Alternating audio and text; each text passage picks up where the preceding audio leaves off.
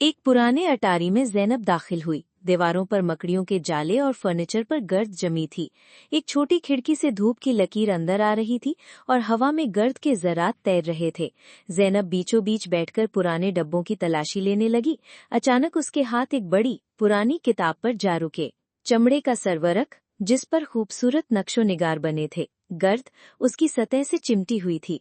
वो आलती पालती मारकर बैठ गई और किताब को अपनी गोद में रख लिया। धूप में गर्द के जर्रात उसके गिर्द नाचने लगे। नरमी से उसने किताब खोली। अंदर जर्द पुराने सफ़हात थे जिन पर अजीबो गरीब निशान और धुंधली तहरीरें थीं। खिड़की से आने वाली रोशनी अब सनोबाल ज़ैनब की सफ़ेद बिल्ली पर पड़ रही थी।